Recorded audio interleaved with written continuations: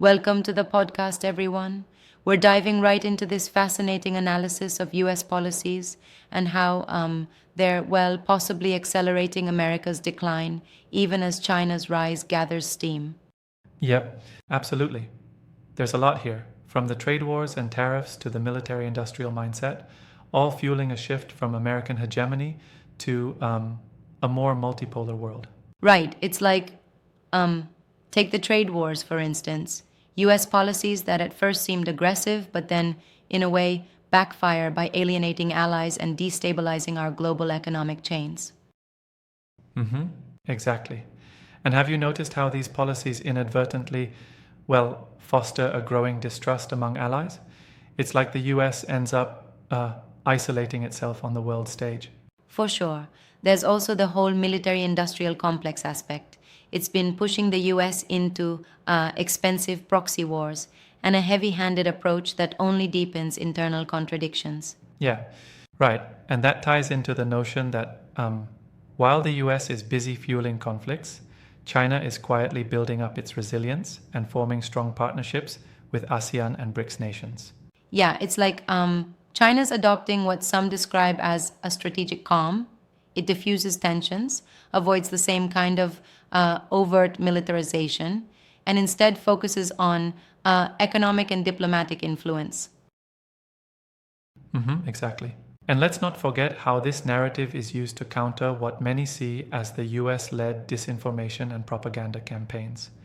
It even says something about how the first casualty in war is always the truth. True.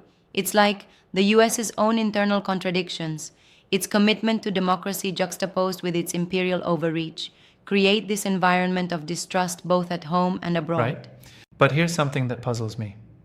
While the report criticizes US policies quite hard, do you think there's a risk of oversimplifying the situation? Like, isn't there room to argue that aggressive policies sometimes are meant to secure a nation's interests, even if they have unintended consequences? That's a good point. It's a bit of a balancing act, isn't it? Yeah. There's an argument that some of the measures, like tariffs, were intended to safeguard domestic industries. But then, they end up triggering global trade disruptions that actually hurt both sides. Right, and while China might be using this to its advantage, not all observers agree that it's a silver bullet. There's a subtle nuance in how economic resilience is built over time. Exactly. You see, the commentary highlights China's calculated approach, resilience through strategic partnerships and reforms, while the US seems bogged down by its own internal issues, like the sprawling military industrial complex that sometimes does more harm than good. Mm-hmm. And speaking of internal issues, how do you see this affecting the broader geopolitical balance? I mean, as the US tries to maintain its position, isn't there an increasing global appetite for a more rational multilateral order? Absolutely. There's this undercurrent in the analysis that suggests the world is growing tired of unilateral actions. Countries in the global south, for instance, see the multipolar future as an opportunity to finally step out of the shadow of US hegemony. Yep, indeed. It's a bit like the global economic landscape is evolving into this arena where cooperative multilateralism is more attractive than the old zero-sum game. Yes, and that's why this discussion about the decline of American empire, coupled with China's rising influence, is so compelling. The critique isn't just about economics, it also taps into how soft power and strategic calm can reshape relationships on the international stage. Right? I also find it interesting how the discussion touches on sanctions and their adverse effects. Sanctions, are supposed to coerce behavior, but they often end up creating more enemies and disrupting regional stability. Exactly, it's like trying to fix a broken machine by forcefully tinkering with it, and then the entire system starts to fracture.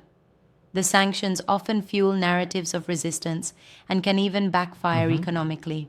And this leads us to the provocative claim that the US's policy might accelerate its own fall. But isn't that a bit too dramatic a stance? What do you think? Well, I mean, it's a strong critique, but there's merit in that perspective. When a nation's policies undermine its own stability, alienate allies, destabilize supply chains, and stir up internal divisions, it does erode the very foundation upon which its global leadership rests. Yep, I see that. True. It's a provocative argument, but it's supported by how the system seems to be evolving. There's an element of truth in stating that when a country becomes its own worst enemy, the decline might indeed be self-generated. Precisely, it's like a self-fulfilling prophecy in international relations. US policies are so counterproductive that they, well, end up hastening the very decline they claim to prevent. Yeah, exactly. And then there's the point about propaganda. The narrative of US exceptionalism is being challenged by alternative viewpoints that favor diplomacy and multilateral cooperation over militarized approaches. Yes, that's a key detail. With more voices questioning the traditional approach, the overreach starts to look less like leadership and more like arrogance. Interesting how the analysis also brings in a note of hope, suggesting that a future where collaboration trumps conflict might actually be on the horizon. It feels almost like there's a shift in the global mood toward peace and multipolar balance. Absolutely. And I love that element because it suggests that the current dynamics, as problematic as they are, could pave the way for a more equitable and stable world order. Right? But isn't there a concern that such optimism might overlook the immediate dangers of, escalating proxy conflicts and military entanglements? Yeah, that's a valid critique. While the optimistic view envisions a transition to peaceful multipolarity, the real world implementation isn't so straightforward. The US's current trajectory still poses risks: proxy wars, militarization, and even ideological splits within societies. Indeed. So, while the analysis is thorough in highlighting the long-term potential for a multipolar world, it's also a reminder that the current path is fraught with conflict and missteps. Exactly. It's these contradictions that make the whole topic so rich. On one hand, you have policies that are meant to project power, but on the other hand, they create a vulnerability that rivals can exploit, like a fortress with a crumbling foundation. Yep, precisely. And when you compare that to China's more measured strategic approach, emphasizing economic partnerships and diplomacy, it becomes even more clear how the global balance could shift. Absolutely. It's a classic case of between brute force and strategic finesse. The US's reliance on military might and aggressive sanctions seems almost outdated when you consider the efficiency of building alliances and focusing on long-term economic growth, as China appears to be doing. There's also this under-discussed aspect, the role of public opinion and disinformation. The media sometimes amplifies these strategies, making it harder for citizens around the world to discern truth from carefully constructed narratives.